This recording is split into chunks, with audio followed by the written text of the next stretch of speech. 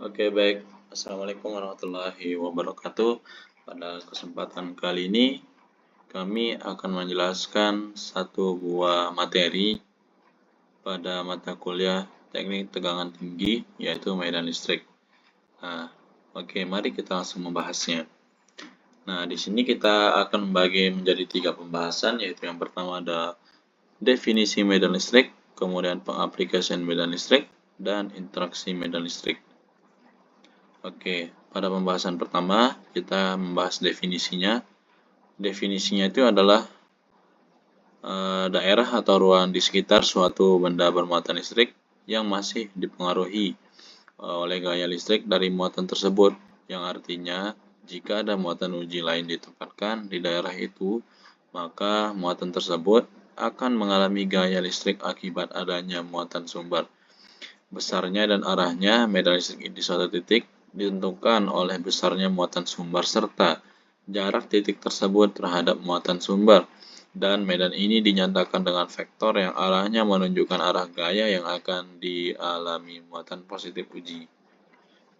Nah, ini merupakan simbol dari terjadinya medan listrik yang biasa kita lihat dan digambarkan biasa seperti ini. Nah, apa sih maksud dari ini? Kenapa sih harus ada medan listrik di bumi ini? Kenapa sih dia ada? Apa sih fungsinya?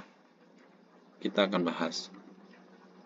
Nah, medan listrik itu ada karena setiap benda yang memiliki muatan listrik, baik positif maupun negatif, yang akan memengaruhi ruang di sekitarnya, yang dimana efek ini tidak terlihat langsung, tetapi dapat dirasakan melalui gaya yang bekerja pada muatan lain yang ditempatkan di dalam daerah pengaruh tersebut. Nah, jadi keberadaan medan listrik adalah cara alam menyampaikan gaya listrik dari satu muatan ke muatan lainnya tanpa harus ada kontak fisik. Nah, kita masuk pada sub kedua materi ini, yaitu pengaplikasian medan listrik. Nah, di mana saja sih pengaplikasiannya medan listrik ini? Mari kita bahas. Nah, di sini ada beberapa pengaplikasian medan listrik itu sendiri. Yang pertama ada rambut yang berdiri ketika didekatkan dengan balon, kemudian ada menjemur pakaian atau baju, kemudian membersihkan TV dari debu-debu yang kotor, dan mengangkat potongan kertas kecil menggunakan penggaris. Nah, pada gambar ini itu ada rambut anak kecil yang ditempelkan dengan balon. Nah, prosesnya adalah itu awalnya balon ini digosokkan kepada kain atau pada rambut bisa. Nah, muatan elektron itu menempel pada balon ini sehingga ketika ditempelkan balon ini ke rambut anak kecil ini, maka rambutnya itu akan tertarik karena itu terjadi medan listrik. Nah, tertariknya rambut itu merupakan medan listrik. Nah, itu dikarenakan elektron berpindah dari balon yang menjadi bermuatan listrik. Inilah penjelasan di gambar itu. Kemudian ada menjemur pakaian. Kenapa sih ini juga bisa disebutkan menjadi medan listrik?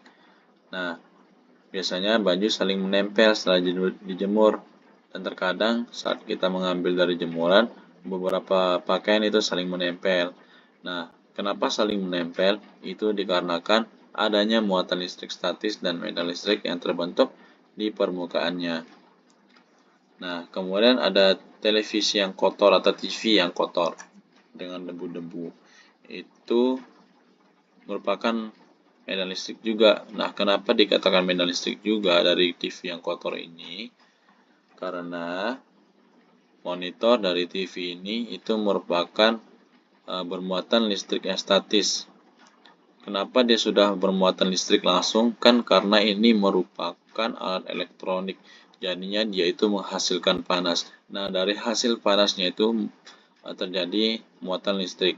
Nah, muatan listriknya itu adalah muatan listrik statis. Sehingga muatan listrik statis itu medan listriknya itu menarik partikel debu yang ada di sekitarnya. Nah, bermuatan listrik statis itu menyebabkan TV itu menjadi kotor oleh debu-debu yang ada di sekitarnya karena itu dia menarik itu sama halnya seperti rambut ini. Nah, kemudian pada penggaris dengan potongan kertas kecil ini, awalnya penggaris ini itu tidak memiliki muatan elektron. Dia itu tidak bisa menarik kertas kecil yang ada di bawahnya. Nah, kenapa dia bisa menarik menarik kertas-kertas kecil ini? Karena sebelumnya penggarisnya ini digosokkan dulu ke kain atau ke rambut. Nah, dari rambut atau kain itu berpindahlah muatan elektron itu ke penggaris ini, sehingga penggaris ini bisa menarik potongan-potongan kertas kecil ini. Nah, sebelumnya itu penggarisnya harus penggaris yang plastik. Kalau penggaris besi itu susah dia, malah atau bahkan tidak bisa menarik potongan kertas kecil ini. Next. Nah, mungkin teman-teman biasa melihat pada materi medan listrik itu melihat gambar-gambar ini. Apa sih maksudnya dari gambar ini? Kenapa panahnya itu mengarah ke sini, ke sini, ke sini, ke arah negatifnya? Bahkan ini pun mengarah ke negatifnya. Bahkan positif pun menjauh gitu. Tidak ke sini, tidak menarik positif, tidak ketarik ke positif, malah ketariknya ke negatif semua. Mari kita bahas. Nah, jika sebuah muatan positif itu berdiri sendiri, maka muatan uji positif di sekitarnya itu akan selalu terdorong menjauh, tidak peduli dari arah mana ia ditempatkan. Nah, namun pada muatan negatif itu justru menarik muatan uji positif ke arahnya dari segala arah, yang dimana itu berarti kemanapun muatan uji positif ditempatkan, gaya yang dialaminya akan selalu mengarah menuju pusat muatan negatif. Nah, itulah penjelasan dari gambar ini. Adapun formula dari medan listrik itu sendiri, yang dimana formulanya adalah E sama dengan F per Q sama dengan K dikali Q besar per R kuadrat, yang dimana E itu adalah kuat medan listriknya, F itu gaya kolom, Q kecil itu muatan uji, Q besar muatan sumber, R sama dengan jarak antar muatan, dan K adalah konstanta kolom dengan nilai 9 kali 10 pangkat 9 Nm kuadrat per C kuadrat. Nah, di sini kami memberikan satu contoh soal, yang dimana soalnya itu adalah sebuah muatan titik Q sama dengan min 5 mikro C diletakkan di udara. Hitung besaran medan listrik pada jarak R sama dengan 0,2 meter dari muatan tersebut. Nah, untuk penyelesaiannya itu kita menggunakan rumus yang sebelumnya. Rumusnya itu adalah E sama dengan K dikali Q per R kuadrat. Nah, mari kita substitusikan dari nilai-nilai yang sudah ditentukan. Yang dimana K itu kan sudah ditentukan ini, yaitu ini 9 kali 10 pangkat 9.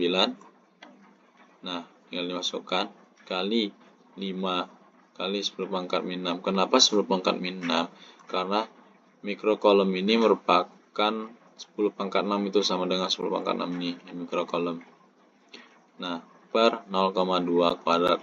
Karena R-nya itu adalah 0,2, maka dikuadratkan karena dari formulanya itu. Nah, jadinya 9 kali 10 pangkat 9 kali 5 kali 10 pangkat min 6 per 0,04. Hasilnya adalah E sama dengan 9 kali 10 pangkat 9 dikali 1,25 kali 10 pangkat min 4. Hasil akhirnya adalah E sama dengan 1,125 kali 10 pangkat 6 N per C. Nah, itulah untuk hasil-hasilnya itu. Oke, untuk interaksi medan listriknya itu terjadi ketika ada lebih dari satu muatan berada dalam ruang yang sama. Namun, setiap muatan menciptakan medan listriknya sendiri yang menyebar ke segala arah sesuai dengan jenis muatan tersebut. Ketika dua atau lebih medan saling hadir di satu titik, medan-medan itu akan saling menumpuk menurut prinsip superposisi, yaitu jumlah vektor dari semua medan listrik yang ada di titik tersebut. Nah, ketika muatannya sama, maka dia akan tolak-menolak. Misalnya ini negatif atau ini negatif, maka muatan isinya itu akan saling tolak-menolak. Namun ketika berbeda muatan, ini negatif, ini positif, maka dia itu akan saling menarik. Nah, begitulah dari penjelasan gambar yang sebelumnya itu, kenapa panah-panahnya itu mengarah ke arah negatif. Oke, mungkin itu saja penjelasan dari kami. Apabila ada kesalahan kata, mohon dimaafkan. Wassalamualaikum warahmatullahi wabarakatuh.